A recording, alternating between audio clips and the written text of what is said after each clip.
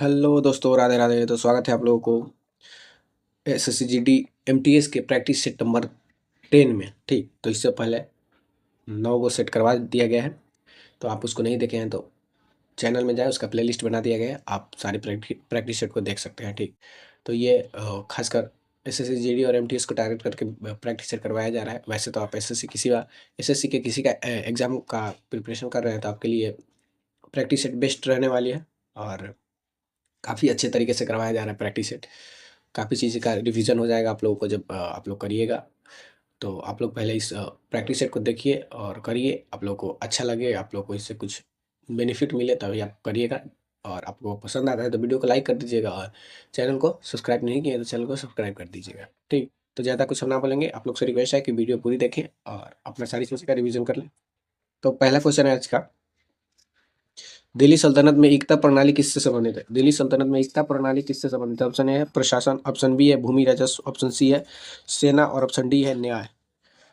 तो इसका सही आंसर क्या हो जाएगा? तो सही आंसर होगा भूमि राजस्व। भूमि राजस्व। आइए अब इससे संबंधित सारे फैक्ट्स को हम लोग देखते हैं। केंद्रीय मंत्रिपरिषद, केंद्रीय मंत्रिपरिषद को क्या कहा जाता था? ये दिल्ली सल्तनत का, ये सारी चीजें हैं दिल्ली सल्तनत का। वजीर, केंद्रीय मंत्रिपरिषद को वजीर, जिसे दीवान ए बिराजत। उसके बाद दीवान ए अरीज, दीवान ए अरीज का मतलब होता था सैन्य विभाग। दीवान ए अरीज सैन्य विभाग। दीवान ए इंसा, दीवान ए इंसा पत्राचार विभाग से संबंधित था। और दीवान ए रिसालत, दीवान ए रिसालत धार्मिक और न्याय विभाग से संबंधित था। दीवान ए रिसालत धार्मिक और न्याय विभाग से संबंधित है। दीवान ए मुस्तखराज, दीवान ए मुस्तखराज ये अलाउद्दीन द्वारा ये स्थापित किया गया था, और यह बकाया राजस्व वसूलने के लिए, बकाया राजस्व वसूलने के लिए। दीवान अमीर कोही, दीवान अमीर कोही मोहम्मद बिन तुगलक द्वारा यह स्थापित किया गया था। कृषि विभाग से ये संबंधित था, कृषि विभाग से। खलीसा, खलीसा ये सीधे सुल्तान के नियंत्रण वाली भूमि थी। खलीसा, खलीसा का मतलब होता था सीधे सुल्तान के नियंत्रण वाली भूमि। इनाम या वक्फ, इनाम या वक्फ का मतलब क्या होता था? तो धार्मिक अनुदान की भूमि, धार्मिक अनुदान की भूमि को इनाम या वक्फ कहा जाता था। खराज, भू राजस्व को खराज कहा जाता था, भू राजस्व। जजिया, गैर मुसलमान पर सुरक्षा कर, गैर मुसलमानों पर जो लगाया गया कर होता था उसे जजिया कर कहा जाता था। जक़ात, मुसलमानों से धार्मिक कर, मुसलमानों से जो लिया जाने वाला धार्मिक कर था उसे जक़ात कहा जाता था, जक़ात। खम्स, युद्ध में लूट पर राज्य का हिस्सा, जो युद्ध में लूटी गई धन होती थी तो उसमें जो राज्य का हिस्सा होता था उसको खम्स कहा जाता था। युद्ध में जो लूटा गया धन होता था और जिसमें राज्य का जो हिस्सा होता था उसे खम्स कहा जाता था। नेक्स्ट क्वेश्चन पे आते हैं हम लोग। अकबरनामा के लेखक कौन है? अकबरनामा के लेखक कौन है? ऑप्शन ए है बदायूनी, ऑप्शन बी है अबुल फजल, ऑप्शन सी है फैजी, और ऑप्शन डी है निजामुद्दीन औलिया। तो इसका सही आंसर क्या हो जाएगा? सही आंसर हो जाएगा अबुल फजल, अबुल फजल, अबुल फजल। अब हम लोग क्या बोलते हैं कि मध्यकालीन मध्यकालीन इतिहास के महत्वपूर्ण पुस्तक एवं उनके लेखक को देखेंगे। तो सबसे पहला है तहकीक ए हिंद, जिसे किताब उल हिंद भी कहा जाता है। तहकीक ए हिंद जिसे किताब उल हिंद भी कहा जाता है। इसके लेखक कौन है? तो अल बरूनी, अल बरूनी। अल बरूनी कौन था? तो ये मोहम्मद गजनवी के साथ भारत आया था। मोहम्मद गजनवी जो कि भारत पर आक्रमण किया था उसके साथ आया था। कौन? तो अल बरूनी। तह तबकात ए नासरी, तबकात ए नासरी मिहनास मिनहास उस सिराज द्वारा लिखा गया था। तबकात ए नासरी मिनहाज उस सिराज द्वारा लिखा गया था। तारीख फिरोज शाही और फतवा ए जहांदारी, तारीख फिरोज शाही और फतवा ए जहांदारी, तारीख फिरोज शाही और फतवा ए जहांदारी जियाउद्दीन बर्नी द्वारा लिखा गया है। किताब उल रहेला इब्न बतूता, किताब उल रहेला इब्न बतूता यह मोहम्मद बिन तुगलक के काल में आया था। यह मोहम्मद बिन तुगलक के काल में कौन आया था? तो इब्न बतूता आया था भारत। खजाइन उल फतूह, खजाइन उल फतूह, तुगलकनामा और लैला मजनू, ये सारी पुस्तक के लेखक कौन है? तो अमीर खुसरो, अमीर खुसरो। और अमीर खुसरो को तोता ए हिंद यानी कि हिंदुस्तान का तोता कहा जाता था अमीर खुसरो को। खजाइन उल फतूह, तुगलकनामा और लैला मजनू, अमीर खुसरो। फुतुह उस सलातिन, फुतुह उस सलातिन इसामी, ताज उल मासिर, ताज उल मासिर हसन निजामी, हसन निजामी, ताज उल मासिर हसन निजामी। मुगल काल की पुस्तक है, मुगल काल की पुस्तक। बाबरनामा, जिसे कि तुजू के बाबरी भी कहा जाता था। बाबरनामा तुजू के बाबरी, बाबर द्वारा लिखा गया था।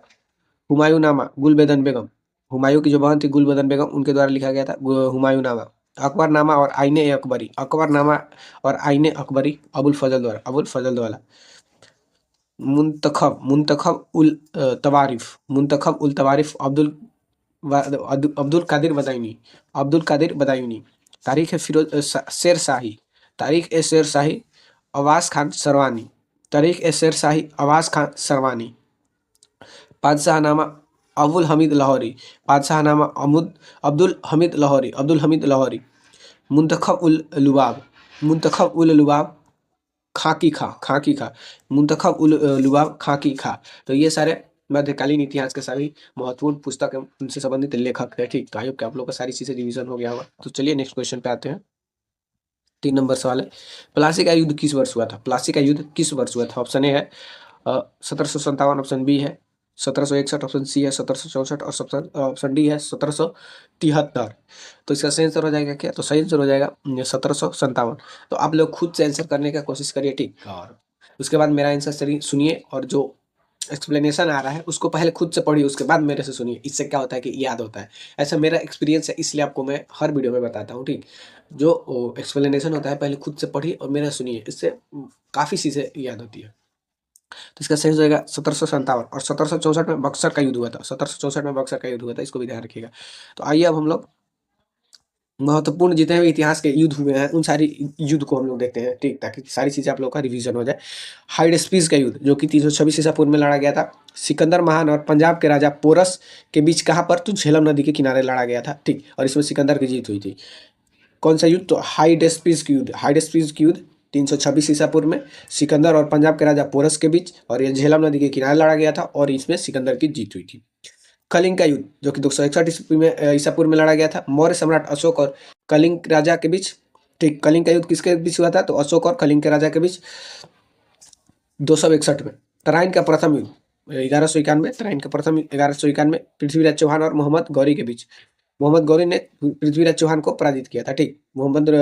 गौरी पृथ्वीराज चौहान को पराजित किया था और इसमें अशोक की जीत हुई थी, ठीक, कलिंग के युद्ध में। और इसमें पृथ्वीराज चौहान की जीत हुई थी और इसने गौरी को पराजित किया था। उसके बाद तराइन के द्वितीय युद्ध 1192 में लड़ा जाता है, मोहम्मद गौरी और पृथ्वीराज चौहान के बीच, ठीक। और इसमें पृथ्वीराज चौहान की हार होती है, ठीक, पृथ्वीराज चौहान की हार होती है। और इसी युद्ध के बाद इसमें क्या होता है कि मुस्लिम शासन की नींव पड़ती है भारत में। मुस्लिम शासक का नींव इसी युद्ध के बाद माना जाता है कि रखा गया था। उसके बाद पानीपत का प्रथम युद्ध 1526 में लड़ा गया था। पानीपत का प्रथम युद्ध 1526 में बाबर ने इब्राहिम लोदी को हराकर दिल्ली सल्तनत का अंत किया और मुगल साम्राज्य की स्थापना किया था। तो ये किसके किसके बीच हुआ था? तो बाबर और इब्राहिम लोदी, ठीक, बाबर और इब्राहिम लोदी के बीच हुआ था, जिसमें कि इब्राहिम लोदी की हार हुई थी और दिल्ली सल्तनत की अंत हुई थी और मुगल साम्राज्य का स्थापना हुआ था पानीपत के प्रथम युद्ध में। इन सारी चीजों का आप लोग ध्यान रखिएगा। खनवा का युद्ध जो कि 1527 में बाबर और राणा सांगा के बीच लड़ा गया था। खनवा का युद्ध बाबर और राणा सांगा के बीच लड़ा गया था, जिसमें बाबर की जीत हुई थी, ठीक। नेक्स्ट एक महत्वपूर्ण युद्ध है हल्दी घाटी का युद्ध जो कि 1576 में, हल्दी घाटी का युद्ध 1576 में अकबर जिसका जो सेनापति थे वो मानसिंह और महाराणा प्रताप के बीच लड़ा गया था, महाराणा प्रताप के बीच हुआ था। इसमें भी अकबर की जीत हुई थी, ठीक। हल्दी घाटी का युद्ध 1576 में अकबर के सेनापति मानसिंह और महाराणा प्रताप के बीच लड़ा गया था, जिसमें अकबर की जीत हुई थी। चलिए नेक्स्ट क्वेश्चन पे आते हैं। आयोग का आप लोगों के सारे युद्ध रिवीजन हो गया होगा युद्ध का, जो कि इंपॉर्टेंट है, जो पूछता है। और 4 नंबर सवाल पे आते हैं हम लोग। विक्रमशिला विश्वविद्यालय की स्थापना किसने की थी? विक्रमशिला विश्वविद्यालय की स्थापना किसने की थी? ऑप्शन ए है धर्मपाल, ऑप्शन बी है देवपाल, ऑप्शन सी है गोपाल और ऑप्शन डी है महिपाल। तो विक्रमशिला विश्वविद्यालय की स्थापना किसने की थी? तो इसका सही आंसर हो जाएगा क्या? तो सही आंसर हो जाएगा ए धर्मपाल, ठीक। विक्रमशिला विश्वविद्यालय की स्थापना धर्मपाल हो गया। तो आइए इससे संबंधित हम लोग फैक्ट्स देखते हैं।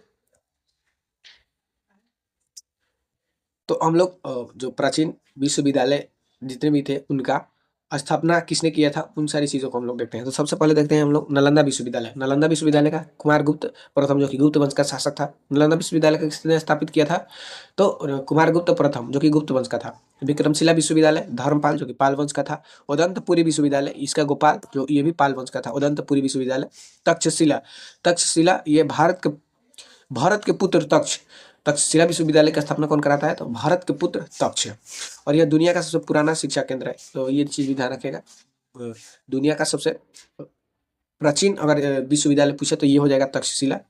और यह अभी वर्तमान में कहाँ पर है? तो पाकिस्तान में है। उसके बाद है और बनारस हिंदू विश्वविद्यालय, ठीक, इसका भी पूछता है। बनारस हिंदू विश्वविद्यालय, इसका स्थापना कब हुआ था? तो 1916 में हुआ था। पंडित मदन मोहन मालवीय और एनी बेसेंट और प्रभु नारायण सिंह ने इसका स्थापना किया था। कौन कौन? तो मदन मोहन मालवीय, एनी बेसेंट और प्रभु नारायण सिंह द्वारा यह स्थापित किया गया था 1916 में, बनारस हिंदू विश्वविद्यालय। अलीगढ़ मुस्लिम विश्वविद्यालय, AMU, अलीगढ़ मुस्लिम विश्वविद्यालय, इसकी स्थापना 1875 में सर सैयद अहमद खान ने की थी। 1875 में सर सैयद अहमद खान द्वारा किया गया था अलीगढ़ मुस्लिम विश्वविद्यालय की स्थापना। भारतीय विज्ञान संस्थान, भारतीय विज्ञान संस्थान की स्थापना 1909 में हुआ था, जमशेद जी टाटा और कृष्णराज वाडियार फोर्थ के सहयोग से, ठीक। तो जितने भी इंपॉर्टेंट विश्वविद्यालय और संस्थान थे उनको हम इसमें रखें ताकि आप लोग का सारी चीजें रिवीजन हो जाए। चलिए नेक्स्ट क्वेश्चन पे आते हैं। तो 5 नंबर सवाल है, भारतीय संविधान के किस अनुच्छेद के अंतर्गत राष्ट्रपति के चुनाव की व्यवस्था की गई है? भारतीय संविधान के किस अनुच्छेद के अंतर्गत पूछ रहा है कि उपराष्ट्रपति के चुनाव, उपराष्ट्रपति है, उपराष्ट्रपति के चुनाव की व्यवस्था की गई है? तो ऑप्शन ए है अनुच्छेद 63, ऑप्शन बी है अनुच्छेद 64, ऑप्शन सी है अनुच्छेद 65 और ऑप्शन डी है अनुच्छेद 66। हाँ, तो इसका सही आंसर हो जाएगा अनुच्छेद 66, ठीक। तो उपराष्ट्रपति चुनाव की प्रक्रिया अनुच्छेद 66 में है। तो आइए उपराष्ट्रपति से संबंधित सभी अनुच्छेद को हम लोग देखते हैं। तो इसके लिए एक ट्रिक भी है, ठीक। उसका निकास शनि है, उसका निकास शनि है, तो आप ये ट्रिक भी याद रख सकते हैं। तो 63 से उपराष्ट्रपति का जो अनुच्छेद है वो 63 से स्टार्ट होता है, ठीक। तो 63 में क्या है? उपराष्ट्रपति पद, उपराष्ट्रपति का पद है 63 में, ठीक। और 64 में है सभापति, यानी कि राज्यसभा के सभापति कौन होते हैं? तो उपराष्ट्रपति होते हैं। तो उसका वर्णन 64 में है। और अनुच्छेद 65 में है कार्य, यानी कि राष्ट्रपति की अनुपस्थिति में कार्यवाहक राष्ट्रपति, जब राष्ट्रपति की अनुपस्थिति, किसी कारण अनुपस्थिति हो जाती है, तो उपराष्ट्रपति कार्यवाहक राष्ट्रपति के रूप में कार्य करेंगे। ये अनुच्छेद 65 कहता है। उसके बाद अनुच्छेद 66 में क्या है? तो निर्वाचन, चुनाव प्रक्रिया उपराष्ट्रपति के निर्वाचन से संबंधित है अनुच्छेद 66 और अनुच्छेद 67। इनका कार्यकाल जो कि 5 वर्ष होता है। उपराष्ट्रपति के कार्यकाल से संबंधित है अनुच्छेद 67 और अनुच्छेद 68। समय, यानी कि पद खाली होने पर चुनाव का समय, यानी कि जब उपराष्ट्रपति का पद खाली होता है तो 6 माह के अंदर इसका चुनाव करके पद को मतलब नियुक्त कर दिया जाता है, ठीक। 6 माह के अंदर उपराष्ट्रपति का चुनाव करने का प्रावधान इसमें है अनुच्छेद 68 में, ठीक। 6 महीने से अधिक खाली नहीं रह सकता उपराष्ट्रपति का पद। उसके बाद है अनुच्छेद 69, जिसमें कि उपराष्ट्रपति का शपथ, जो कि राष्ट्रपति द्वारा दिलाई जाती है। उपराष्ट्रपति का शपथ अनुच्छेद 69 में है, जो कि राष्ट्रपति द्वारा दिलवाई जाती है। अनुच्छेद 70 क्या है? तो निर्वहन, यानी कि अन्य आकस्मिकताओं में राष्ट्रपति के कार्यों का निर्वहन, यानी कि कोई और कारण हो सकता है, जो जैसे कि उनका तबीयत में कोई गड़बड़ी आ जाती है, तो उस स्थिति में अगर राष्ट्रपति अनुपस्थित रहते हैं, तो इसमें क्या करेंगे कि उनका कार्य कौन करेगा? तो उपराष्ट्रपति करेगा। और ये कौन कहता है? तो ये 70 कहता है। आप लोग यहाँ पर कंफ्यूज होइएगा कि अनुच्छेद 65 में ये कार्यवाहक राष्ट्रपति और अनुच्छेद 70 जो है, इसमें दोनों का जब अनुपस्थिति होता है राष्ट्रपति का, तो कार्य उपराष्ट्रपति करता है। इसमें क्या है कि राष्ट्रपति मतलब इस्तीफा दे देते हैं या किसी कारणवश वो अपना पद छोड़ देते हैं, तब कार्यवाहक राष्ट्रपति के रूप में उपराष्ट्रपति काम करेंगे। और ये जो अनुच्छेद 70 है, तो ये क्या कहता है? जब उनकी तबीयत खराब होती है, ऐसा कुछ आकस्मिक स्थिति बन जाती है, तो जिस कारण अनुपस्थित रहते हैं, ठीक, इसमें इस्तीफा नहीं, यानी कि त्याग पत्र नहीं देते हैं, इसमें कार्यरत रहते हैं, लेकिन किसी कारणवश वो अनुपस्थित हो जाते हैं, तो वहाँ पर ये उपराष्ट्रपति कार्य करेंगे अनुच्छेद 70 के तहत। आई होप कि आप लोग ये दोनों चीज समझ गए होंगे। और भी है, तो अनुच्छेद 71 क्या कहता है कि चुनाव का विवाद केवल सुप्रीम कोर्ट सुलझाएगा, यानी कि उपराष्ट्रपति का चुनाव का कुछ भी अगर विवाद हो जाता है, तो उसका कौन सुलझाएगा? तो सुप्रीम कोर्ट सुलझाएगा, ठीक। इसका आयु, तो उस उपराष्ट्रपति का जो न्यूनतम आयु होता है 35 वर्ष होता है, ठीक, 35 वर्ष होता है। और इस्तीफा उपराष्ट्रपति को देते हैं, ठीक, इस्तीफा उपराष्ट्रपति को देता है। उनका वेतन कितना होता है? तो 4 लाख। सभापति के नाते, उपराष्ट्रपति के नाते नहीं, यानी कि जो इनका वेतन मिलता है 4 लाख, ये जो क्या बोलते हैं कि राज्यसभा के सभापति के नाते मिलता है, ठीक। तो उपराष्ट्रपति को राज्यसभा के सभापति का वेतन मिलता है, उपराष्ट्रपति का नहीं मिलता है। तो चलिए, उपराष्ट्रपति से संबंधित सारी चीजें आप लोग देख लिए होंगे। तो नेक्स्ट क्वेश्चन पे हम लोग आते हैं। 6 नंबर सवाल है, राज्यसभा के सदस्यों का कार्यकाल कितना होता है? राज्यसभा के सदस्यों का कार्यकाल कितना होता है? ऑप्शन ए है 4 वर्ष, ऑप्शन बी है 5 वर्ष, ऑप्शन सी है 6 वर्ष और ऑप्शन डी है आजीवन। तो राज्यसभा का कार्यकाल कितना होता है? सदस्यों का पूछ रहा है, सदस्यों का कार्यकाल कितना होता है? तो इसका सही आंसर हो जाएगा सी, ठीक, 6 वर्ष। तो राज्यसभा के सदस्यों का कार्यकाल 6 वर्ष होता है, ठीक। तो आइए राज्यसभा से संबंधित सारी चीजों को हम लोग देखते हैं। अच्छा, यहाँ पे हम लोग क्या देखेंगे, तो लोकसभा और राज्यसभा का डिफरेंस, जिससे कि दोनों चीज़ का रिव्यू मतलब चीज़ें क्लियर हो जाए, ठीक। और जो लोकसभा का अन्य नाम है, इसका जनता का सदन कहा जाता है। लोकसभा को जनता का सदन कहा जाता है। इसको राज्यों का परिषद कहा जाता है, ठीक। राज्यों का परिषद राज्यसभा को कहा जाता है, और यह अनुच्छेद 81 में है और यह अनुच्छेद 80 में है, ठीक। राज्यसभा अनुच्छेद 80 में है, लेकिन लोकसभा अनुच्छेद 81 में है। एक चीज ध्यान रखिएगा, इसको उच्च सदन कहा जाता है। ये उच्च सदन है, राज्यसभा उच्च सदन है, लेकिन लोकसभा निम्न सदन है। ये चीज भी ध्यान रखिएगा, राज्यसभा क्या है, उच्च सदन, लेकिन लोकसभा निम्न सदन है। और इसमें अधिकतम सदस्य 550, ठीक। अधिकतम सदस्य कितने हो सकते हैं, तो 550 तक का भी प्रावधान है, जो कि 530 राज्य से और 20 यूटी यानी कि केंद्र शासित प्रदेश से। तो अभी तक कितने सदस्य का प्रावधान है, तो 550, जिसमें कि 530 राज्य से होंगे और 30 यूटी यानी कि केंद्र शासित प्रदेश में। और इसमें कुल सदस्य की बात कही गई है 250, ठीक। 250 सदस्य अभी हो सकते हैं, जो कि 238 राज्य से और 12 मनोनीत करके। अच्छा, 238 राज्य या केंद्र शासित प्रदेश दोनों को मिलाकर, और 12 जो मनोनीत किया जाता है राष्ट्रपति द्वारा। राष्ट्रपति द्वारा 12 मनोनीत किए जाते हैं कला एवं संस्कृति के क्षेत्र आदि से, ठीक। ये जो 12 को मनोनीत करते हैं कौन, तो राष्ट्रपति। वर्तमान में सदस्य कितने हैं, तो वर्तमान में लोकसभा में 543 सदस्य और विधानसभा सॉरी राज्यसभा में 245। वर्तमान में लोकसभा में 543 सदस्य है और राज्यसभा में 245 है। और न्यूनतम आयु, लोकसभा के सदस्य की न्यूनतम आयु 25 वर्ष और राज्यसभा की न्यूनतम आयु 30 वर्ष, ठीक। 30 वर्ष है। कार्यकाल, कार्यकाल 5 वर्ष, और यह अस्थायी सदन है, ठीक। यह अस्थायी सदन है, और ये अस्थायी सदन है, इनका कार्यकाल 6 वर्ष होता है। कहने का मतलब कि ये कभी भंग नहीं होता है, ठीक। राज्यसभा कभी भंग नहीं होता है, लेकिन लोकसभा क्या होता है कि भंग हो जाता है। लेकिन इसमें क्या है कि ये अस्थायी है, ये कभी भंग नहीं होता है। इसमें 1/3 जो सदस्य होते हैं, राज्यसभा के 1/3 सदस्य का 2 वर्ष में चुनाव होता है, यानी कि 2 वर्ष के बाद 1/3 तिहाई जो सदस्य होते हैं वो रिटायर होते हैं, और फिर उतना नियुक्त किए जाते हैं। रिटायर होते हैं 2 वर्ष बाद और उतना नियुक्त किए जाते हैं। तो इस वजह से ये भंग नहीं होता है। लेकिन लोकसभा क्या है कि ये अस्थायी है, इसका चुनाव होता है तो ये भंग हो जाता है, ठीक। चुनाव प्रक्रिया, इसका प्रत्यक्ष जनता द्वारा चुनाव किया जाता है। लोकसभा का प्रत्यक्ष जनता द्वारा चुनाव किया जाता है, लेकिन राज्यसभा का अप्रत्यक्ष चुनाव हो जाता है होता है, जो कि विधायकों यानी कि एमएलए द्वारा, ठीक। राज्यसभा के सदस्यों का चुनाव किसके द्वारा होता है, तो विधायकों द्वारा होता है। पीठासीन अधिकारी यानी कि लोकसभा के जो अधिकारी होते हैं सबसे ऊपर, ऊपर का अधिकारी कौन होता है, तो लोकसभा अध्यक्ष होता है, ठीक। लोकसभा अध्यक्ष, और राज्यसभा में तो कौन होता है, तो सभापति, जो कि उपराष्ट्रपति होते हैं, ठीक। आई होप कि आप लोग राज्यसभा और लोकसभा से सारी चीजें आप लोग समझ गए होंगे। जैसा कि मैंने बताया, राज्यसभा कभी भंग नहीं होता। इसके 1/3 सदस्य हर 2 वर्ष पर सेवानिवृत्त होते हैं और नियुक्त होते हैं, ठीक। उसके बाद राष्ट्रपति राज्यसभा में 12 सदस्य, जो कि साहित्य, विज्ञान, कला, समाज सेवा क्षेत्र से मनोनीत करते हैं, ठीक। ये राज्यसभा 12 सदस्यों को मनोनीत करते हैं, जो कि साहित्य, विज्ञान, कला और समाज सेवा क्षेत्र से जुड़े होते हैं। और लोकसभा अध्यक्ष अपना इस्तीफा उपाध्यक्ष, ठीक। लोकसभा के अध्यक्ष होते हैं, अपना इस्तीफा पत्र किसको देते हैं, तो उपाध्यक्ष को, और उपाध्यक्ष अपना इस्तीफा पत्र अध्यक्ष को, ठीक।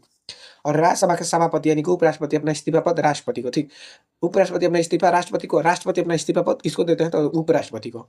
और लोकसभा में एससी के लिए 84 सीट और एसटी के लिए 47 सीटें आरक्षित है। लोकसभा में 84 एससी के लिए और एसटी के लिए 47 सीट आरक्षित कर दिया गया है, ठीक। तो पहली लोकसभा का गठन कब हुआ था, तो 1952 में हुआ था। ये चीज आप लोग ध्यान रखिएगा। पहली लोकसभा का गठन 1992 में हुआ था, और इसके पहले अध्यक्ष कौन थे, तो जीवी मावलंकर। जीवी मावलंकर थे लोकसभा के पहले अध्यक्ष। अब हम लोग नेक्स्ट क्वेश्चन पे आते हैं। 7 नंबर सवाल है, वित्त विधेयक कहाँ प्रस्तुत किया जाता है। वित्त विधेयक कहाँ प्रस्तुत किया जाता है। ऑप्शन ए है राज्यसभा, ऑप्शन बी है लोकसभा, ऑप्शन सी है राष्ट्रपति भवन, और ऑप्शन डी है सुप्रीम कोर्ट। तो वित्त विधेयक कहाँ प्रस्तुत किया जाता है। वित्त विधेयक का मतलब होता है कि जितने भी देश से टैक्स लिए जाते हैं, तो किस चीज पर कितना टैक्स लिया जाएगा, इन सारी चीजों का ब्यौरा रहता है, ठीक। वित्त विधेयक में तो उसको पेश किया जाता है कि ये इतना लेना सही है नहीं है। तो अगर वो जिस सदन में पेश किया जाता है, तो उन सारी इस पे बहस होती है। अगर सब चीज सही होता है तो वो विधेयक पास होती है। तभी क्या होता है कि टैक्स वसूला जाता है, ठीक। जितना भी उसमें टैक्स का प्रावधान किया गया हो। तो आइए इसको हम लोग समझते हैं। अच्छा, इसका आंसर नहीं बताया, तो इसका सही आंसर हो जाएगा बी लोकसभा में, ठीक। वित्त विधेयक पहले लोकसभा में प्रस्तुत किया जाता है, ठीक। और इसको राज्यसभा में प्रस्तुत नहीं किया जाता और राज्यसभा इसको क्या करता है कि उसको पास ही करना होता है, ठीक। तो राज्यसभा के लिए उतना इम्पोर्टेंट ये नहीं है। तो आइए इसको पहले हम लोग देख ही लेते हैं। तो यह केवल लोकसभा में पेश किया जाता है, ठीक। केवल बोल रहे हैं, केवल लोकसभा में ही पेश किया जाता है और वित्त विधेयक अनुच्छेद 177 के अंतर्गत आता है, ठीक। वित्त विधेयक अनुच्छेद 177 के अंतर्गत आता है। जैसे कि मैंने बताया, पुराने टैक्स को हटाना और नया कर्ज लेना, यानी कि पुराने टैक्स का जो है कि उसमें बदलाव करना, कितना लिया जा रहा था और कितना लिया जाएगा, इन सारी चीज़ों को विवरण में ही, विवरण कहाँ पर रहता है, तो वित्त विधेयक में रहता है। उसके बाद एक धन विधेयक है। धन विधेयक क्या है, तो इसी से मिलता-जुलता है। तो इसमें क्या है कि यह अनुच्छेद 110 के अंतर्गत आता है। धन विधेयक अनुच्छेद 10 के अंतर्गत आता है और इसमें क्या है कि इसमें जो ये जो टैक्स का जो प्रावधान है, तो इसमें भी रहता है, ठीक। तो टैक्स के साथ-साथ अन्य खर्चे और नीतियाँ भी इसमें शामिल रहता है, ठीक। धन विधेयक में टैक्स के साथ-साथ अन्य जो भी देश में खर्चे और नीतियाँ जितने सारी होती हैं, वो भी इसमें शामिल होता है धन विधेयक में, ठीक। और हर धन विधेयक वित्त विधेयक होता है, लेकिन हर वित्त विधेयक धन विधेयक नहीं होता। कहने ये क्या बोल रहा है, इस चीज़ में आप लोग ध्यान रखिएगा। हर धन विधेयक वित्त विधेयक होता है, लेकिन हर वित्त विधेयक धन विधेयक नहीं होता। ये भी ध्यान रखना है आप लोग को। वित्त विधेयक सरकार का वह बिल है जो बताता है कि आपकी जेब में पैसा कैसे वसूल करेगी, टैक्स के ज़रिए, ठीक। वही जो मैंने बताया, वित्त विधेयक टैक्स के ज़रिए कैसे वसूलेगी, ये वित्त विधेयक बताता है, ठीक। बजट, एक आप बजट का नाम सुने होंगे, जो कि संविधान में बजट का चर्चा नहीं है। इसकी जगह पर मतलब इसको वार्षिक वित्तीय विवरण कहा जाता है। बजट को संविधान में क्या कहा जाता है, वार्षिक वित्तीय विवरण कहा जाता है, जो कि अनुच्छेद 112 में इसका प्रावधान है, अनुच्छेद 12 में है, ठीक। चलिए अब हम लोग नेक्स्ट क्वेश्चन पे आते हैं। तो अनुच्छेद क्वेश्चन 8 है, भारतीय संविधान के किस अनुच्छेद के अंतर्गत राष्ट्रपति संसद के दोनों सदनों का संयुक्त अधिवेशन बुला सकता है, ठीक। तो संयुक्त अधिवेशन किस अनुच्छेद के अंतर्गत बुलाया जाता है? ऑप्शन ए है अनुच्छेद 85, ऑप्शन बी है अनुच्छेद 108, ऑप्शन सी है अनुच्छेद 112 और ऑप्शन डी है अनुच्छेद 111। तो कोई विधेयक पर अगर राज्यसभा और लोकसभा दोनों सहमत नहीं है, तो ऐसी स्थिति में क्या होता है कि संयुक्त अधिवेशन बुलाया जाता है, जो कि राष्ट्रपति द्वारा बुलाया जाता है और इसकी अध्यक्षता कौन करते हैं, तो लोकसभा अध्यक्ष करते हैं। जब संयुक्त अधिवेशन बुलाया जाता है, तो उसकी अध्यक्षता कौन करेगा, तो लोकसभा अध्यक्ष करेंगे। तो इसका अनुच्छेद जो है 108 के अंतर्गत बुलाया जाता है, ठीक। संयुक्त अधिवेशन अनुच्छेद 108 के तहत बुलाया जाता है।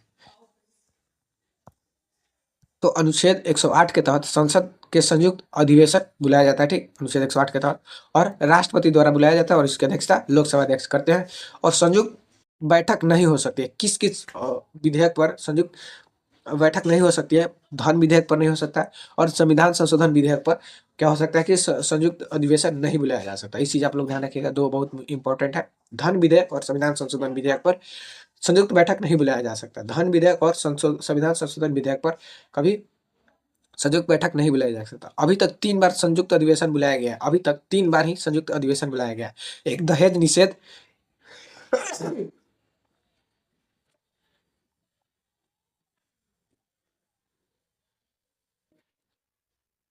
कितनी बार, तो 3 बार अभी तक अधिवेशन बुलाया जा चुका है, संयुक्त अधिवेशन। एक दहेज निषेध विधेयक जो कि 1961 में आया था उस पर, और बैंकिंग सेवा आयोग विधेयक 1978 का, जो बैंकिंग सेवा आयोग विधेयक 1978 का था उस पर, और पोटा जो कि आतंकवाद निरोध अधिनियम था, आतंकवाद विरोध अधिनियम, ये 2002 में लाया गया था। तो इन तीनों पर केवल संयुक्त अधिवेशन बुलाया गया था। संयुक्त अधिवेशन अभी तक 3 ही बार संयुक्त अधिवेशन बुलाया गया है, ठीक।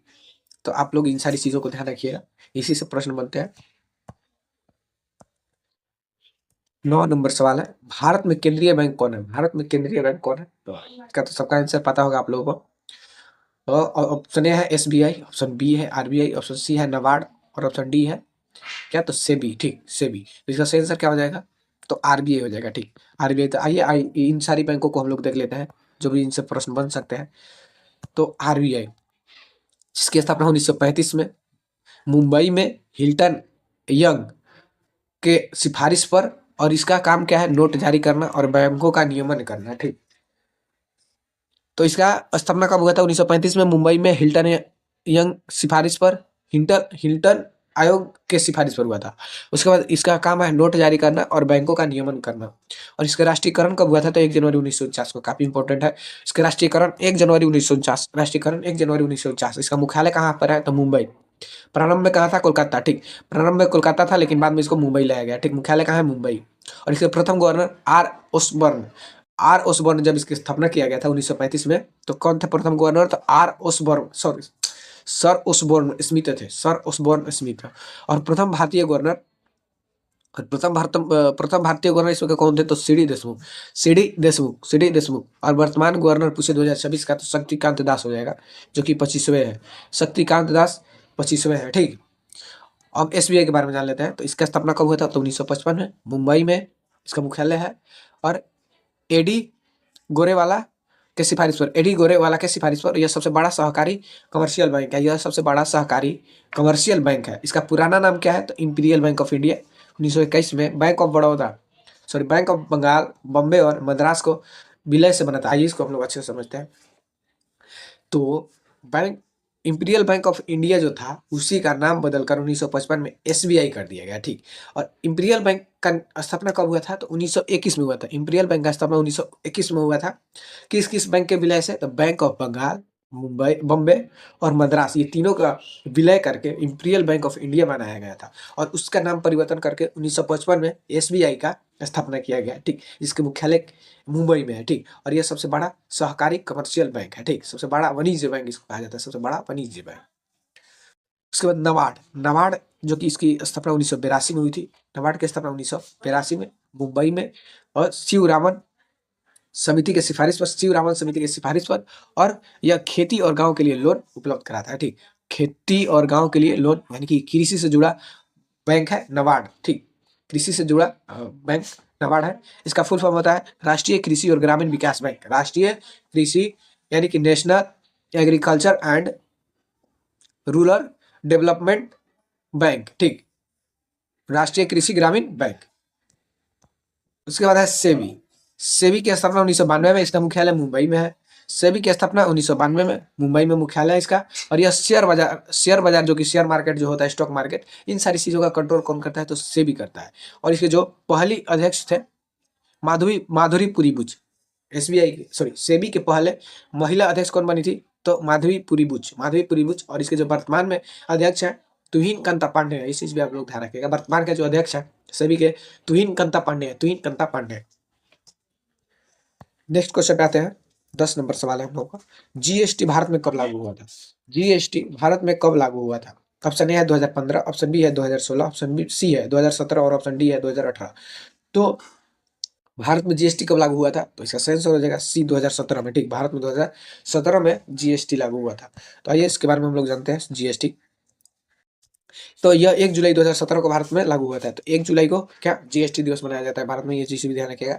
जीएसटी दिवस 1 जुलाई को 2017 में लागू हुआ था। और यह 101वां संविधान संशोधन अधिनियम था, 2016 में लाया गया था। 101वां संविधान संशोधन अधिनियम 2016 के अंतर्गत जीएसटी को लागू किया गया था, ठीक। 101वां संविधान संशोधन अधिनियम 2016।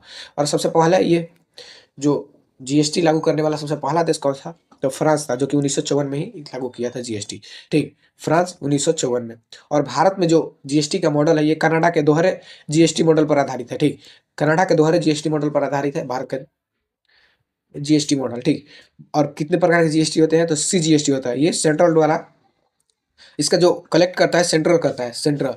उसके बाद एसजीएसटी, इसका कलेक्ट कौन करता है? तो स्टेट गवर्नमेंट करता है। और आईजीएसटी, ये इंटीग्रेट जीएसटी है। मतलब कि जब कोई भी वस्तु एक राज्य से दूसरे राज्य में बेचे जाते हैं, तो उसको क्या कहा जाता है? तो इंटीग्रेट जीएसटी कहा जाता है। तो इसका वसूल कौन करता है? तो केंद्र सरकार करता है। लेकिन टैक्स, मतलब कि ये जीएसटी कलेक्ट करने के बाद राज्य सरकार और केंद्र सरकार इसमें बंटवारा कर लेते हैं, ठीक। इंटीग्रेट जीएसटी के बारे में समझ गए होंगे आप लोग। तो यूटी जीएसटी जो कि यूनियन टेरिटरी के लिए है, यूटी जीएसटी, ठीक। अब देखेंगे जीएसटी का प्रकार, ठीक। तो एक 0% जीएसटी होता है। तो बिना पैकेट वाले वस्तुओं पर 0% जीएसटी, यानी कि कोई भी सब्जी आप लेते होंगे, जैसे कि दूध, ताजी सब्जियां, शिक्षा, जीवन रक्षक दवाएं, इन सारी चीज़ों पर क्या है कि 0% टैक्स होता है। एक तो आप लोग ध्यान रखिएगा कि जितने भी खुली चीज़ें बिना पॉकेट की वस्तु बेची जाती हैं, उन पर 0% जीएसटी लगता है। उसके बावजूद शिक्षा, जीवन रक्षक दवाएं और स्वास्थ्य जीवन बीमा आदि पर 0% जीएसटी लिए जाते हैं। उसके बाद 5% 5% जो जीएसटी है ये दैनिक उपयोग वस्तुएं, कृषि उपकरण और पैकेज पैकेज्ड फूड पर लिया जाता है। 5% जीएसटी दैनिक उपयोगी वस्तु जो हम लोग दैनिक जीवन में उपयोग करते हैं उन सारी वस्तुओं पर कितने, तो 5% लिया जाता है। जैसे खाना पीना हो गया, कपड़ा लता, जो भी हम लोग दैनिक जीवन में जो कि रेगुलर यूज करते हैं। उसके बाद कृषि उपकरण और पैकेज्ड फूड जो होता है, जो पैक होता है भोजन, उस पर कितना है, तो 5%। और 18% किस किस पे लिया जाता है, तो इलेक्ट्रॉनिक चीज़ों पे, टेलीकॉम सेवाएं पर और सीमेंट और छोटी कारें पर 18% लिया जाता है। उसके बाद 40% ये लग्जरी स्लैब यानी कि तंबाकू, लग्जरी घड़ियाँ, ऑनलाइन गेमिंग और वित्तीय पेपर लिया जाता है 40%। तो पहले दो और थे जीएसटी 18% और 12% और 28%। तो उसको इस साल हटा दिया गया है, ठीक। 12% और कितना, 28%। अभी इतना ही है। अब हम लोग नेक्स्ट क्वेश्चन पे आते हैं। 11 नंबर सवाल है, भारतीय 10 के नोट के पीछे किसका चित्र छपा होता है, यानी कि भारत के जो 10 का नोट होता है उस पर किसका चित्र छपा होता है। ऑप्शन है कोणार्क का सूर्य मंदिर, ऑप्शन बी है महात्मा गांधी का चित्र, और ऑप्शन सी है संसद भवन, और ऑप्शन डी है लाल किला। महात्मा गांधी का तो सब पर चित्र होता है, इसको नहीं, इसमें बताना है कि और किसका जो चित्र है। तो इसका सही आंसर हो जाएगा ए, सूर्य मंदिर, कोणार्क का सूर्य मंदिर। 10 के नोट पर कोणार्क के सूर्य मंदिर का चित्रण है। तो आइए हम लोग सभी नोटों पर किस किस का चित्रण है उनको हम लोग देख लेते हैं। तो 10 रुपए का नोट जो कि चॉकलेट ब्राउन, इसका कलर भी पूछ लेता है इसे, ठीक है, एसएससी एग्जाम्स में कलर भी पूछ लेता है। तो 10 रुपए का नोट का जो कलर है चॉकलेट ब्राउन है, और इस पर कोणार्क के सूर्य मंदिर जो कि उड़ीसा का है उसका चित्रण है। 20 रुपए हरा पीला है, हरा पीला 20 रुपए का जो नोट है ये हरा पीला है, और इस पर एलोरा का गुफा है जो कि महाराष्ट्र में है, इसका चित्रण है। 20 रुपए का हो गया। 50 रुपए फ्लोरोसेंट ब्लू, ये कैसा है, तो 50 रुपए का फ्लोरोसेंट ब्लू, 50 फ्लोरोसेंट ब्लू, और इस पर हम्पी का रथ जो कि कर्नाटक में है इसका चित्रण है। हम्पी का रथ 50 रुपए के नोट पर। 100 रुपए, इसका कलर जो है लेवेंडर है, ये लेवेंडर कलर का है, और इस पर रानी का भाव है जो कि गुजरात में है। रानी का भाव किस पर है, तो 100 रुपए के नोट पर। 200 पर है ब्राइट येलो, 200 रुपए का कलर जो है ब्राइट येलो है, और यह सांची का स्तूप, सांची का स्तूप का इस पर चित्रण है जो कि मध्य प्रदेश में सांची का स्तूप। 500 के नोट पर स्टोन ग्रे इसका कलर है, और इस पर लाल किला का चित्रण है जो कि लाल किला दिल्ली में है। 2000 पर मेजेंटा, 2000 मेजेंटा कलर का है, और इस पर मंगलयान का चित्रण था जो कि अब प्रचलन से बाहर है, ठीक। तो 10 रुपए पर कोणार्क का सूर्य मंदिर, 20 रुपए पर एलोरा का गुफा है, 50 रुपए पर हम्पी का रथ, 100 रुपए पर रानी का भाव, 200 रुपए पर सांची का स्तूप, और 500 रुपए पर लाल किला, और 2000 पर मंगलयान। भाषा जो नोट के जो भाषा पैनल होता है आप लोग देखे होंगे, अलग अलग भाषा में लिखा रहता है, तो उसमें 15 भाषाएं होती है, ठीक, 15 भाषाएं होती है, लेकिन हिंदी और अंग्रेजी को मिलाकर नोट पर कुल 17 भाषाएं होती है। भाषा पैनल में तो 15 ही भाषाएं होती है, लेकिन हिंदी और अंग्रेजी मिलाकर कुल नोट पर 17 भाषाएं होती है। और 2 से 2000 के नोट, इन पर भारतीय बैंक, अच्छा 2 से 1 रुपए के नोट को छोड़कर जितने भी नोट है उसको कौन जारी करता है, तो भारतीय रिजर्व बैंक जारी करता है, ठीक। और 1 रुपए के नोट और सिक्का कौन जारी करता है, तो वित्त मंत्रालय जारी करता है, ठीक, वित्त मंत्रालय। और इस पर आरबीआई के गवर्नर का सिग्नेचर होता है, लेकिन 1 रुपए पर वित्त मंत्री का सिग्नेचर होता है, ठीक। उसके बाद टकसाल के बारे में जान लेते हैं। तो भारत में सिक्के यानी कि टकसाल ढाले जाते हैं, इनके 4 जगह पे ये ढाले जाते हैं टकसाल, मुंबई, कोलकाता, हैदराबाद, नोएडा। मुंबई, कोलकाता, हैदराबाद, नोएडा, ठीक। नेक्स्ट क्वेश्चन पे आते हैं। 12 नंबर सवाल है, भारत की सबसे लंबी नदी कौन सी है। भारत की सबसे लंबी नदी कौन सी है। ऑप्शन ए है यमुना, ऑप्शन बी है ब्रह्मपुत्र, ऑप्शन सी है गंगा, ऑप्शन डी है गोदावरी। तो भारत की सबसे लंबी नदी कौन है, तो इसका सही आंसर हो जाएगा सी, गंगा, ठीक। भारत की सबसे लंबी नदी गंगा है। तो अब हम लोग नदियों का लंबाई का क्रम देख लेते हैं, ठीक। तो गंगा सबसे अधिक लंबा है भारत में। तो इसकी जो ये कितने दूर तक, तो 2525 किलोमीटर ये भारत में बहती है, 2525 किलोमीटर, और भारत की सबसे लंबी नदी है, ठीक। गोदावरी 1465 किलोमीटर, गोदावरी 1465 किलोमीटर गंगा के बाद, और इससे दक्षिण गंगा या मृद गंगा भी कहा जाता है।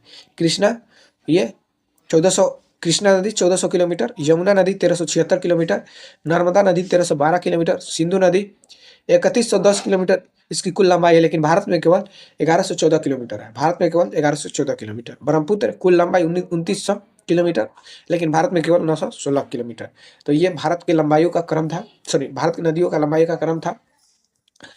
अब हम लोग गंगा नदी के बारे में थोड़ा सा विस्तार से जान लेते हैं। तो गंगा नदी भारत की सबसे लंबी नदी है और इसकी लंबाई कितनी है तो 2525 किलोमीटर, और यह देवप्रयाग में भागीरथी और अलकनंदा नदी के मिलने से बनती है। कहाँ पर? तो देवप्रयाग में जब भागीरथी नदी और अलकनंदा नदी मिलती है तो वहां से इनका नाम क्या पड़ जाता है? गंगा। ठीक, तो ये हो गया। बांग्लादेश में इसे पद्मा, गंगा नदी को बांग्लादेश में पद्मा कहा गया है। और गंगा नदी के किनारे जो स्थित प्रमुख शहर है कानपुर, पटना, वाराणसी, हरिद्वार। कानपुर, पटना, वाराणसी, हरिद्वार। कानपुर, पटना, वाराणसी, हरिद्वार।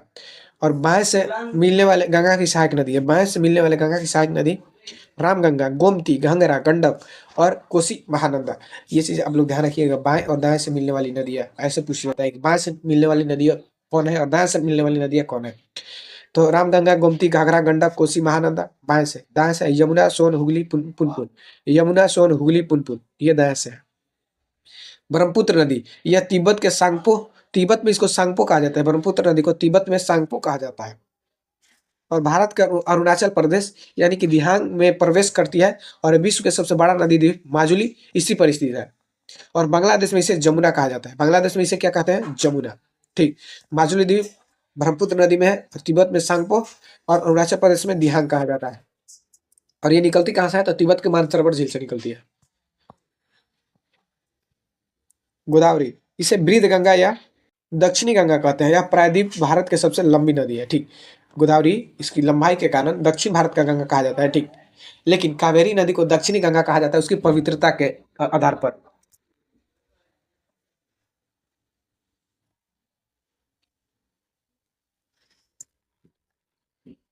तो कावेरी नदी को भी दक्षिणी गंगा कहा जाता है, लेकिन पवित्रता पवित्रता के आधार पर। लेकिन गोदावरी को दक्षिणी गंगा या वृद्ध गंगा क्यों कहा जाता है? लंबाई के आधार पर। ठीक, और यह प्रायद्वीपीय भारत यानी कि दक्षिण भारत की सबसे लंबी नदी है। ठीक, गोदावरी दक्षिण भारत की सबसे लंबी नदी है। नेक्स्ट क्वेश्चन पे आते हैं हम लोग। 13 नंबर सवाल है, विश्व वन्य जीव दिवस कब मनाया जाता है? विश्व वन्य जीव दिवस कब मनाया जाता है? ऑप्शन ए है 2 फरवरी, ऑप्शन बी है 3 मार्च, और ऑप्शन सी है 8 मार्च, और ऑप्शन डी है 9 मार्च। तो विश्व वन्य दिवस 3 मार्च को मनाया जाता है। ठीक, 3 मार्च को। तो आइए हम लोग पूरे साल का आप लोग को रिवीजन करवाते हैं दिवस को। ठीक, पूरे साल का दिवस जो कि बार बार पूछे जाते हैं। 12 जनवरी राष्ट्रीय युवा दिवस, स्वामी दयानंद विवेकानंद के जयंती पर। 12 जनवरी को राष्ट्रीय युवा दिवस। 15 जनवरी भारतीय सेना दिवस, 15 जनवरी भारतीय सेना दिवस। 24 जनवरी राष्ट्रीय बालिका दिवस, 24 जनवरी राष्ट्रीय बालिका दिवस। 25 जनवरी राष्ट्रीय मतदाता दिवस, 25 जनवरी राष्ट्रीय मतदाता दिवस। 2 फरवरी विश्व आर्द्र भूमि दिवस, विश्व आर्द्र भूमि दिवस। 28 फरवरी राष्ट्रीय विज्ञान दिवस, और एक 4 फरवरी राष्ट्रीय विश्व कैंसर दिवस। ध्यान रखिएगा, 2 फरवरी के बाद 4 फरवरी विश्व कैंसर दिवस। 8 मार्च अंतर्राष्ट्रीय महिला दिवस, 8 मार्च अंतर्राष्ट्रीय महिला दिवस, 8 मार्च अंतर्राष्ट्रीय महिला दिवस। उसके बाद 22 मार्च विश्व जल दिवस, 22 मार्च विश्व जल दिवस, 22 मार्च विश्व जल दिवस। 7 अप्रैल विश्व स्वास्थ्य दिवस, 7 अप्रैल विश्व स्वास्थ्य दिवस। WHO की स्थापना इसी दिन हुआ था। 22 अप्रैल पृथ्वी दिवस, 22 अप्रैल पृथ्वी दिवस। 1 मई अंतर्राष्ट्रीय श्रमिक दिवस, 1 मई अंतर्राष्ट्रीय श्रमिक दिवस। उसके बाद है 22 मई अंतर्राष्ट्रीय जैव विविधता दिवस, 22 मई अंतर्राष्ट्रीय जैव विविधता दिवस। 5 जून विश्व पर्यावरण दिवस, 5 जून विश्व पर्यावरण दिवस। 21 जून अंतर्राष्ट्रीय योग दिवस, 21 जून अंतर्राष्ट्रीय योग दिवस। 21 जुलाई विश्व जनसंख्या दिवस, 21 जुलाई विश्व जनसंख्या दिवस। 29 जुलाई अंतर्राष्ट्रीय बाघ दिवस, 29 जुलाई अंतर्राष्ट्रीय बाघ दिवस, 29 जुलाई अंतर्राष्ट्रीय बाघ दिवस। 7 अगस्त राष्ट्रीय भाला फेंक दिवस, 7 अगस्त राष्ट्रीय भाला फेंक दिवस नीरज चोपड़ा के सम्मान में, नीरज चोपड़ा के सम्मान में। 29 अगस्त राष्ट्रीय खेल दिवस, मेजर ध्यानचंद जयंती पर, जयंती के शुभ अवसर पर क्या मनाया जाता है? तो राष्ट्रीय खेल दिवस, राष्ट्रीय खेल दिवस। 16 सितंबर विश्व ओजोन दिवस, 16 सितंबर विश्व ओजोन दिवस। 27 सितंबर विश्व पर्यटन दिवस, 27 सितंबर विश्व पर्यटन दिवस। 16 अक्टूबर विश्व खाद्य दिवस, 16 अक्टूबर विश्व खाद्य दिवस, 16 अक्टूबर विश्व खाद्य दिवस। उसके बाद है 31 अक्टूबर राष्ट्रीय एकता दिवस, 31 अक्टूबर राष्ट्रीय एकता दिवस सरदार पटेल की जयंती पर, सरदार पटेल की जयंती पर। 26 नवंबर संविधान दिवस, 26 नवंबर संविधान दिवस। 1 दिसंबर विश्व एड्स दिवस, 1 दिसंबर विश्व एड्स दिवस, 1 दिसंबर विश्व एड्स दिवस। 10 दिसंबर मानवाधिकार दिवस, 10 दिसंबर मानवाधिकार दिवस, 10 दिसंबर मानवाधिकार दिवस। 23 दिसंबर किसान दिवस, 23 दिसंबर किसान दिवस चौधरी चरण सिंह की जयंती पर, चौधरी चरण सिंह की जयंती पर किसान दिवस मनाया जाता है 23 दिसंबर को। 25 दिसंबर सुशासन दिवस, 25 दिसंबर सुशासन दिवस, good governance day Atal Bihari Vajpayee के जयंती पर सुशासन दिवस 25 दिसंबर को। तो ये पूरे साल के महत्वपूर्ण दिवस थे। तो आई होप कि आप लोग को सारी चीजें रिवीजन हो गया होगा। तो नेक्स्ट क्वेश्चन पे आते हैं। भारत का सबसे ऊंचा चोटी, भारत का सबसे ऊंचा चोटी, ऑप्शन ए है गुरु शिखर, ऑप्शन बी है माउंट एवरेस्ट, ऑप्शन सी है केटू, ऑप्शन डी है नंदा देवी। ठीक, ऑप्शन डी है क्या? नंदा देवी है।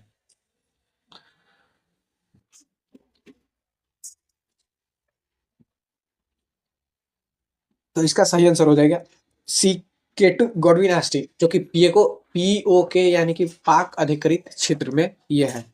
यहाँ पर आप लोग समझिएगा, अगर भारत की ऊंची चोटी का है तो हो जाएगा केटू, और भारत में स्थित ऊंची चोटी पूछे तो कंचनजंगा हो जाएगा। ठीक, भारत में स्थित स्थित अगर ऊंची चोटी पूछे तो कंचनजंगा। अगर पूछे कि भारत में पूर्ण तरह से स्थित सबसे ऊंची चोटी तो कौन हो जाएगा? तो नंदा देवी हो जाएगा। ठीक, नंदा देवी हो जाएगा, क्योंकि जो केटू है ये अभी पीओके यानी कि पाकिस्तान अधिकृत क्षेत्र में है, जो कि अभी भारत का क्षेत्र उसको माना जाता है।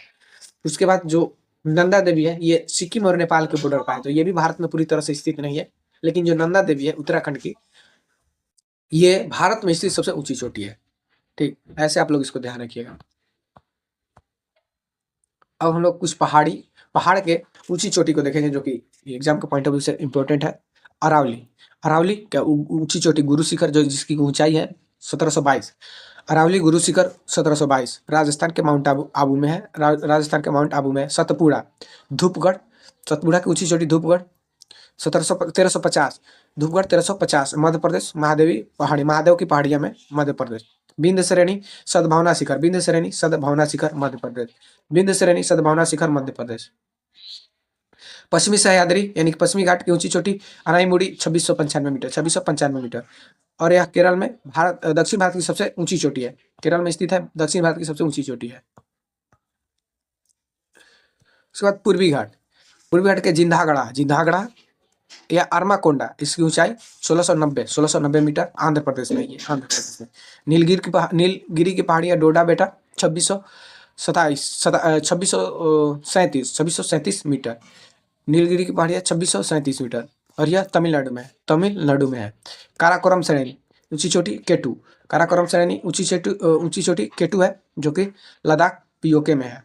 गारो पहाड़ियां की ऊंची चोटी नोकरेक है, नोकरेक मेघालय में है।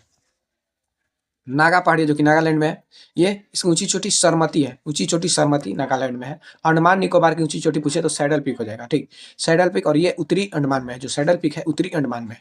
तो ये कुछ महत्वपूर्ण ऊंची चोटियां थी जो आप लोग को मैं रिविजन करवा दिया। आप लोग को ऐसा मतलब मुझे नहीं पता कि ऐसा अगर सारा रिवीजन आप लोगों को कहीं पे होगा, आप लोग के लिए बेस्ट है। अब आप ही इसका डिसीजन कर सकते हैं कि ये मेरे लिए वेस्ट है या नहीं है, आप लोग खुद से। मैं नहीं कुछ बोल सकता इस बारे में। 15 नंबर सवाल है, मानव शरीर की सबसे बड़ी हड्डी कौन सी है? मानव शरीर की सबसे बड़ी हड्डी कौन सी है? ऑप्शन ए है फीमर, ऑप्शन बी है टिबिया, ऑप्शन सी है ह्यूमरस, और ऑप्शन डी है फिबुला। तो मानव शरीर की सबसे बड़ी हड्डी कौन सी है? तो इसका सही आंसर हो जाएगा फीमर, जो कि जांघ की हड्डी होती है, फीमर। तो आइए हड्डियों से जुड़ी सारी चीजें देखते हैं जो कि एग्जाम के लिए इंपॉर्टेंट हो सकता है। तो देखिए, वयस्क मनुष्य में 206 हड्डियां होती है, वहीं नवजात शिशु में लगभग 300 हड्डियां होती है। तो ये 300 हड्डियां से 206 हड्डियां क्यों हो जाती है? तो बहुत सारी हड्डियां जो होती है वो जोड़कर, ठीक, मान लो 2 हड्डियां जोड़कर एक हो जाती है, तो जोड़कर ये 206 हो जाती है हड्डियां, 300 से 206। नवजात शिशु के 300, और मनुष्य यानी कि वयस्क मनुष्य में 206। ये चीज आप लोग ध्यान रखिएगा। हड्डियों का अध्ययन क्या कहलाता है? ऑस्टियोलॉजी। हड्डियों का अध्ययन ऑस्टियोलॉजी कहलाता है, हड्डियों का अध्ययन ऑस्टियोलॉजी। और कैल्शियम और फास्फोरस से बनी होती है। हड्डी किससे बनी होती है? तो कैल्शियम और फास्फोरस से, कैल्शियम और फास्फोरस से। और इसमें ओसिन नामक प्रोटीन भी पाया जाता है, हड्डियां में ओसिन नामक प्रोटीन भी पाया जाता है।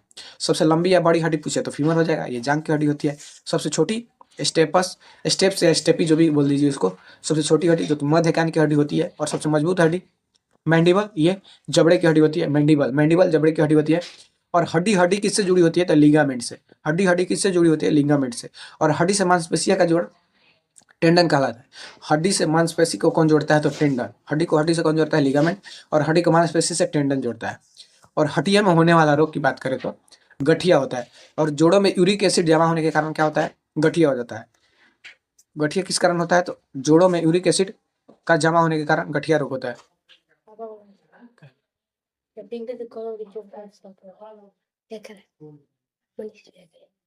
ऑस्टियोमलेशिया, ऑस्टियोपोरोसिस या ऑस्टियोमलेशिया जो होता है, ये भी हड्डी का रोग है।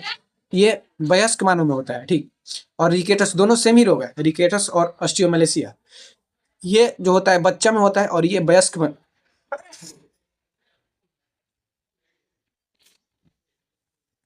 तो रिकेटस बच्चा में होता है और ऑस्टियोमलेशिया वयस्क मानव में होता है। उसके बाद हम लोग देखेंगे हड्डियां के प्रकार, कैसे हड्डियां विभाजित होती है पूरे शरीर में।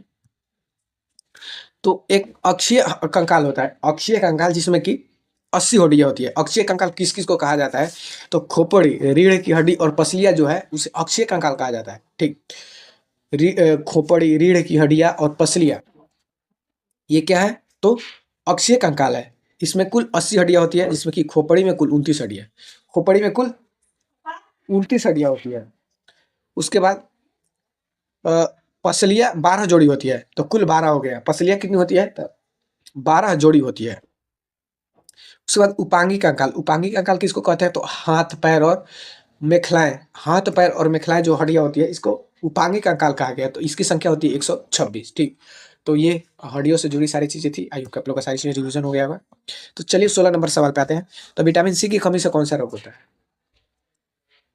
विटामिन सी की कमी से कौन सा रोग होता है? ऑप्शन ए है रिकेटस, ऑप्शन बी है स्कर्बी, ऑप्शन सी है बेरी बेरी, ऑप्शन डी है रतौंधी।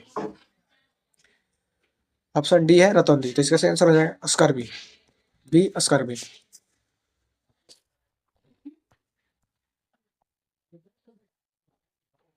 विटामिन ए का रासायनिक नाम रेटिनॉल और इसकी कमी से रतौंधी, ठीक। और जेरोफथैल्मिया भी होता है विटामिन ए की कमी से, इसका रासायनिक नाम रेटिनॉल है।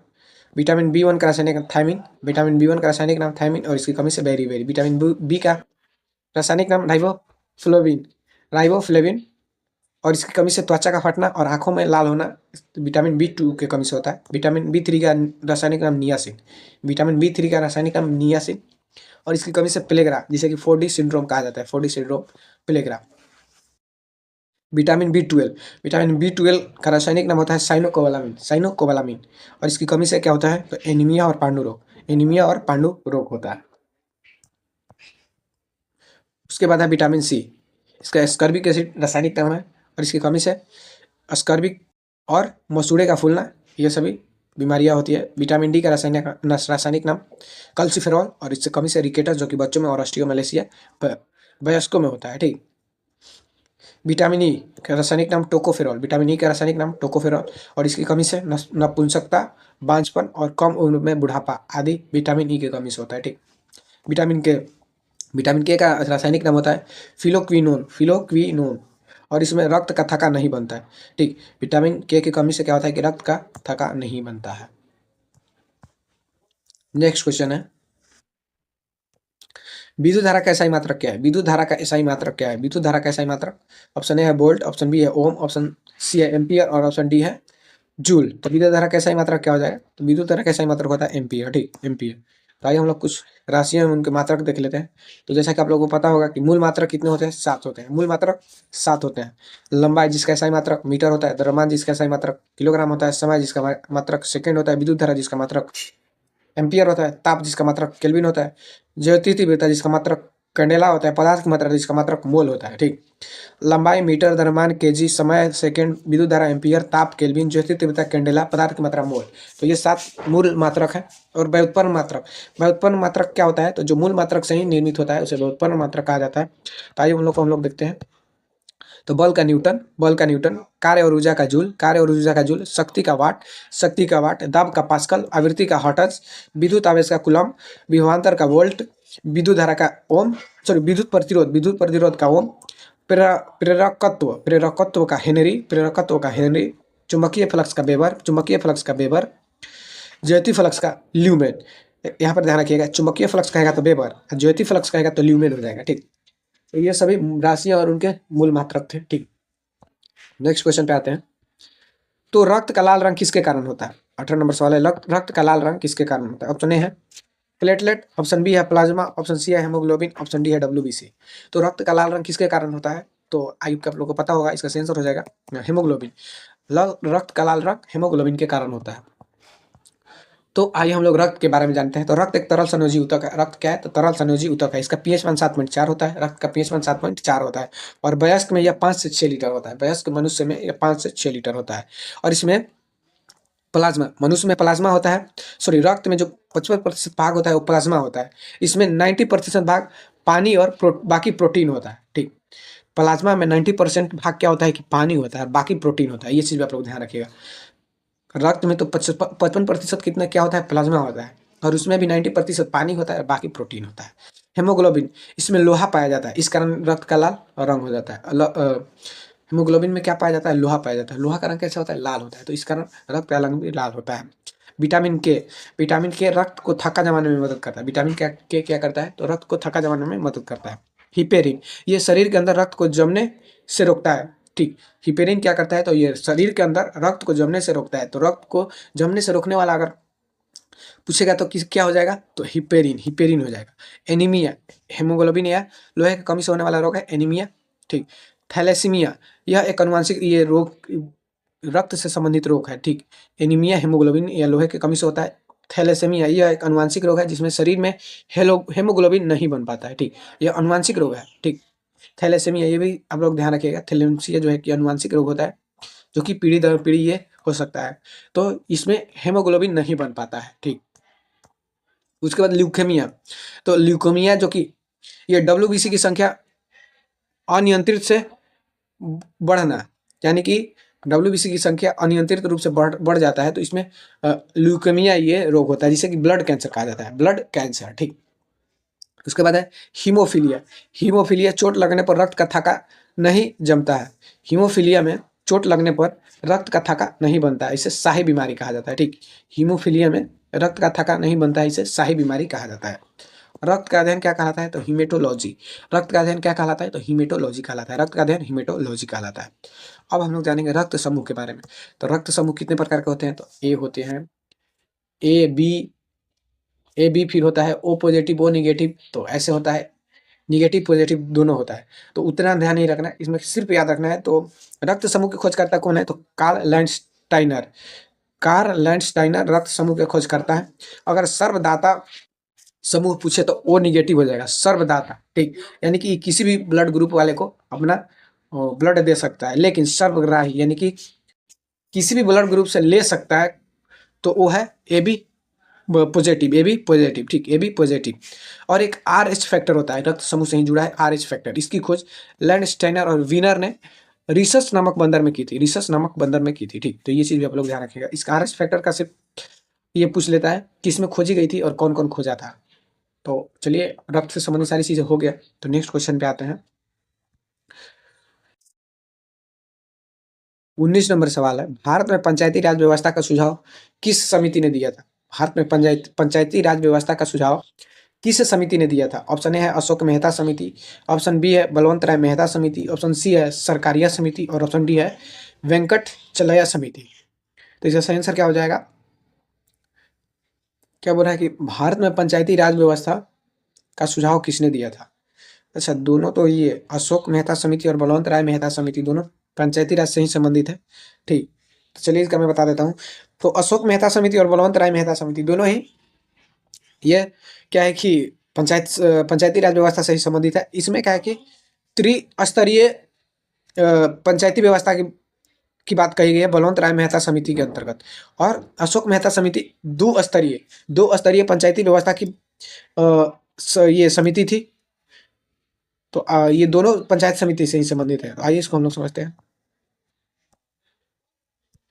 तो देखिए, बलवंत राय मेहता समिति जो कि 1957 में गठित किया गया था, 1957 में, और यह त्रिस्तरीय पंचायती राज व्यवस्था की सिफारिश की थी। ठीक, जो बलवंत राय मेहता समिति थी, त्रिस्तरीय पंचायती राज व्यवस्था की सिफारिश की थी। इसका गठन कब हुआ था? तो 1957 में। अशोक मेहता समिति का गठन 1977 में, और यह द्विस्तरीय पंचायती राज मॉडल का सुझाव दिया था। ठीक, अशोक मेहता समिति द्विस्तरीय।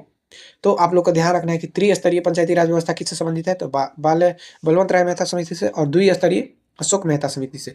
और इसको याद ऐसे किया जाता है कि बलवंत में 4 लेटर है, तो ये इसको एक कम के करके त्रिस्तरीय बताना है, और अशोक में 3 लेटर है तो इसमें एक कम करके 2 हो जाएगा, तो द्विस्तरीय बताना है। ठीक।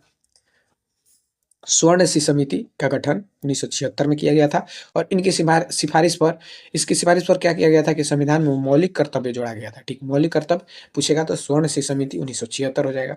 सहकारी आयोग जो कि केंद्र राज्य संबंधों से संबंधित है, इसकी गठन 1983 में किया गया था। सरकारी आयोग केंद्र राज्य संबंधों से संबंधित है 1983। पूंजी आयोग ये भी केंद्र राज्य संबंधों से संबंधित है, इसका गठन 2007 में किया गया था। विजय केलकर समिति, भारत में जीएसटी और कर सुधारों को रोड मैप तैयार किया था कौन? तो जीएसटी और कर सुधार से संबंधित कौन समिति है? तो विजय केलकर समिति। विजय केलकर समिति। नरसिम्हन समिति, ये बैंकिंग क्षेत्र सुधार से संबंधित है, नरसिम्हन समिति। रंगराजन और तेंदुलकर समिति गरीबी से संबंधित है, रंगराजन और तेंदुलकर समिति गरीबी से संबंधित है। उसके बाद है मल्होत्रा समिति, ये बीमा क्षेत्र से संबंधित है, मल्होत्रा समिति बीमा क्षेत्र से संबंधित है। शिवरामन समिति, इनकी सिफारिश पर 1982 में नाबार्ड की स्थापना की गई थी। शिवरामन समिति की सिफारिश पर 1982 में नाबार्ड की स्थापना हुआ था, जो कि कृषि बैंक है। कस्तूरी रंगन समिति की गठन 2019 में हुआ था, यह नई शिक्षा नीति से संबंधित है, नई शिक्षा नीति से संबंधित है कस्तूरी रंगन समिति, जिसकी स्थापना 2019 में हुआ था। कोठारी आयोग 1964, ये भी शिक्षा मॉडल से संबंधित है, 10+2+3 शिक्षा मॉडल से संबंधित है, 10+2+3 शिक्षा मॉडल से संबंधित है कोठारी आयोग। ठीक, 20 जो कि लास्ट क्वेश्चन है हम लोगों का, जन गण मन के रचयिता कौन? जन गण मन के रचयिता कौन? ऑप्शन है बंकिम चंद्र, ऑप्शन बी है रविंद्रनाथ टैगोर, ऑप्शन सी है सुभाष चंद्र बोस, और ऑप्शन डी है सरोजिनी नायडू। ऑप्शन डी क्या है? सरोजिनी नायडू। तो इसका सही आंसर क्या हो जाएगा? तो सही आंसर हो जाएगा बी, रविंद्रनाथ टैगोर। जन गण मन रविंद्रनाथ टैगोर। ठीक, ये क्या है? तो राष्ट्रीय गान है, और राष्ट्रीय गीत के रचयिता पूछे तो बंकिम चंद्र चटर्जी। आइए हम लोग इसको समझते हैं। जन गण मन रचनाकार रविंद्रनाथ टैगोर, और यह बंगाली में सबसे पहले इसका रचना किया गया था। ठीक, भारत भाग्य विधाता। ठीक, भारत भाग्य विधाता रचनाकार कौन है? रविंद्रनाथ टैगोर। और इसको 24 जनवरी 1950 को अपनाया गया था राष्ट्रगान के रूप में। 24 जनवरी 1950 को राष्ट्रगान के रूप में अपनाया गया था, और इसकी जो गाने का समय होता है 52 सेकेंड होता है। ठीक, 52 सेकेंड। और इसको प्रथम बार गाया गया था 1911 के कांग्रेस अधिवेशन में, जो कि कलकत्ता का अधिवेशन में 27 सितंबर को। ठीक, 27 सितंबर को 1911 में कलकत्ता अधिवेशन में। राष्ट्रगीत, राष्ट्रगीत जो कि वंदे मातरम है, इसका रचनाकार कौन है? तो बंकिम चंद्र चटर्जी, बंकिम चंद्र चटर्जी। और ये आनंद मठ से लिया गया था 1882 से, 1882 में आनंद मठ से लिया गया था, आनंद मठ से लिया गया था। और इसको 24 जनवरी 1950 को ही अपनाया गया राष्ट्रगीत के रूप में। ठीक, राष्ट्रगीत के रूप में। और इसके प्रथम बार गाया गया था 1896 के कोलकाता अधिवेशन में रविंद्रनाथ टैगोर द्वारा। ठीक, 1896 के कोलकाता अधिवेशन में रविंद्रनाथ टैगोर द्वारा ये गाया गया था। उसके बाद हम लोग राष्ट्रीय ध्वज के बारे में भी जान लेते हैं, इससे भी प्रश्न बनते हैं। तो इसके डिजाइनर कौन है? तो पिंगली वेंकैया, पिंगली वेंकैया डिजाइनर है।